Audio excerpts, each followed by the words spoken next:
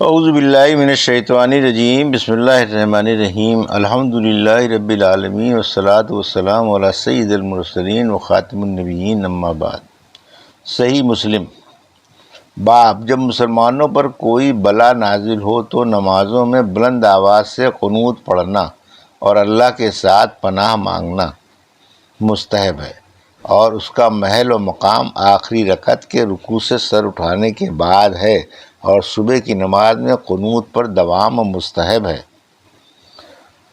حدیث نمبر 1540، اردو ترجمہ۔ ابو ہریرہ رضی اللہ عنہ سے روایت ہے کہ رسول اللہ صلی اللہ علیہ وسلم جب نماز فجر کی قرات سے فارغ ہو جاتے تو سر مبارک رکوع سے اٹھاتے، یعنی دوسری رکعت میں، کہتے سمیع اللہ سے آخر تک، یعنی سنا اللہ نے جس نے اس کی حمد کی۔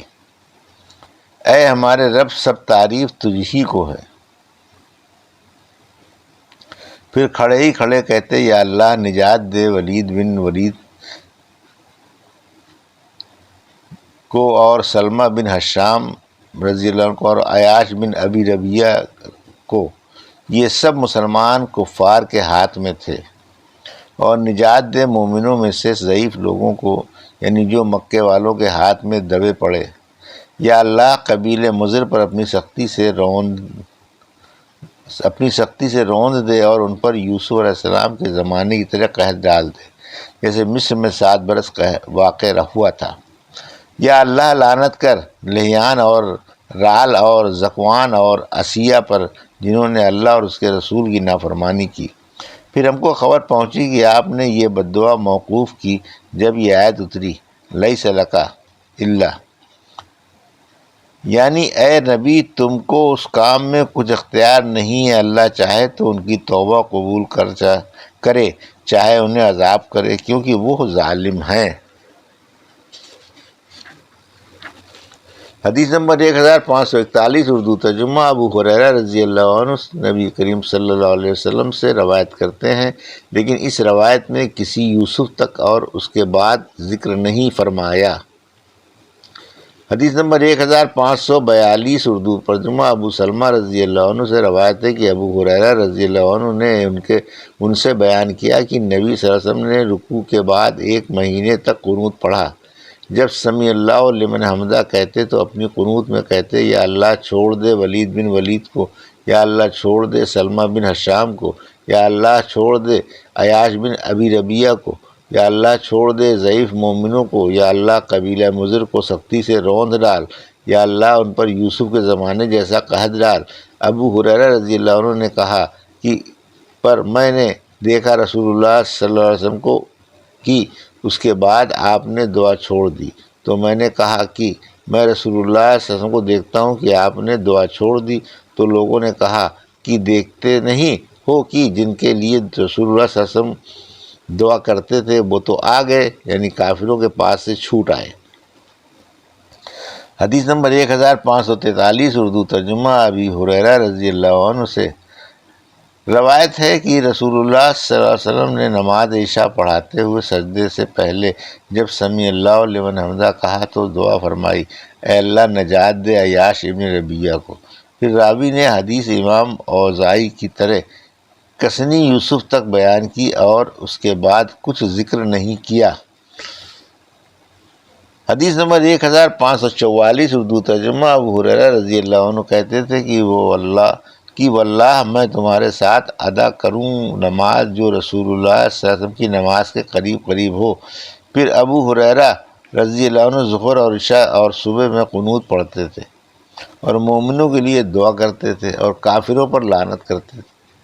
حدیث نمبر 1545، اردو ترجمہ۔ انس بن مالک رضی اللہ عنہ نے کہا کہ رسول اللہ صلی اللہ علیہ وسلم نے ان لوگوں پر بد دعا کی جنہوں نے بئر معونہ کے لوگوں کو قتل کیا تھا، 30 دن تک، یعنی 30 دن تک بد دعا کرتے تھے۔ آپ رعل اور ذکوان اور لحیان اور عصیہ پر کی، انہوں نے اللہ کی اور اس کے رسول صلی اللہ علیہ وسلم کی نافرمانی کی۔ انس رضی اللہ عنہ نے کہا کہ اللہ تعالیٰ نے ان مقتولوں شہیدوں کے حال میں قرآن اتارا جو بئر معونہ پر قتل ہوئے تھے۔ ہم نے اس آیت کو اسی قرآن کی طرح پڑھا، پھر منسوخ ہو گئی۔ انا بلغو سے آخر تک، یعنی ہماری طرف سے ہماری قوم کو بشارت پہنچا دو کہ ہم اپنے پروردگار سے ملے اور وہ بھی راضی ہوا ہم سے اور ہم اس سے راضی ہوئے۔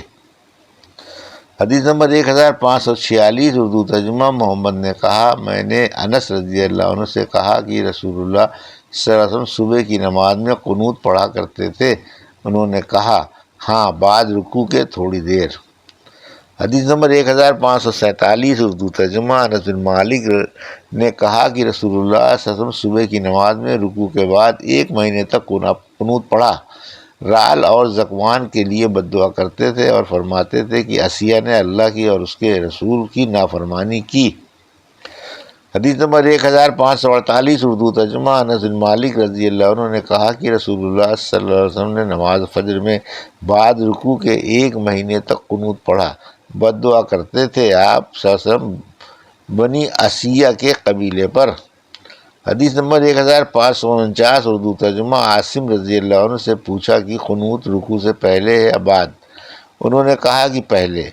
میں نے کہا کہ بعض لوگ دعویٰ کرتے ہیں کہ رسول اللہ صلی اللہ علیہ وسلم نے رکوع کے بعد قنوت پڑھا ہے، تو انہوں نے کہا کہ رسول اللہ صلی اللہ علیہ وسلم نے 1 مہینے تک قنوت پڑھا۔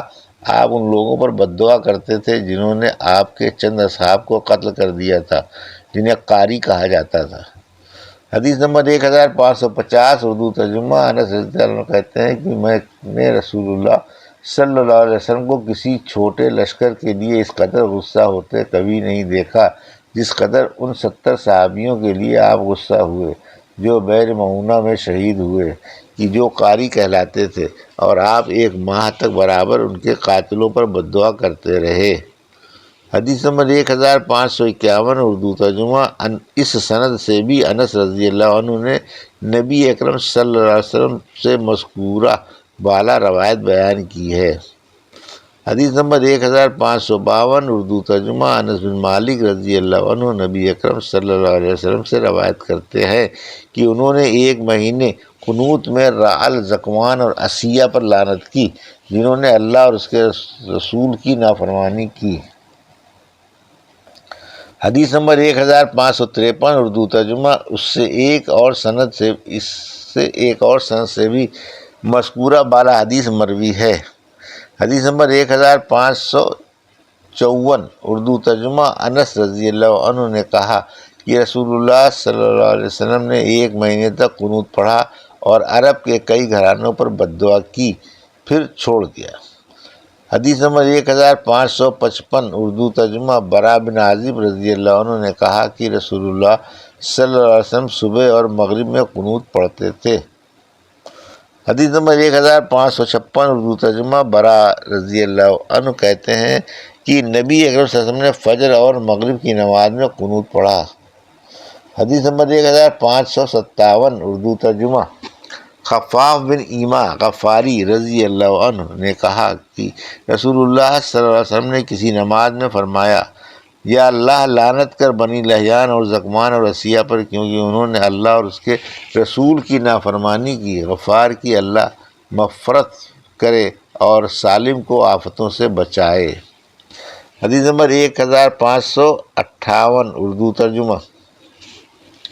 حارث نے کہا کہ خفاف نے کہا کہ رسول اللہ صلی اللہ علیہ وسلم نے رکوع کیا، پھر سر مبارک اٹھایا اور کہا کہ غفار کو اللہ بخشے اور اسلم کو بچائے، اور عصیہ نے اللہ اور اس کے رسول کی نافرمانی کی۔ یا اللہ لعنت کر بنی لحیان پر اور رعل اور ذکوان پر، پھر سجدے میں گئے۔ خفاف نے کہا کہ اسی وجہ سے کفار پر قنوت میں لعنت کی جاتی ہے۔ حدیث نمبر 1559 اردو ترجمہ۔ اس سند سے بھی مذکورہ بالا حدیث مروی ہے، سوائے ان الفاظ کے کہ اسی وجہ سے کفار پر قنوت میں لعنت کی جاتی ہے۔ یہ تھی صحیح مسلم کی حدیث نمبر 1540 سے 1559 کا اردو ترجمہ، جو بھی آپ نے سماعت فرمایا۔ اللہ سے دعا ہے کہ اللہ ہمیں ان حدیثوں کی صحیح سمجھ عطا فرما اور ان پر عمل کرنے کی توفیق عطا فرما۔ آمین یا رب العالمین۔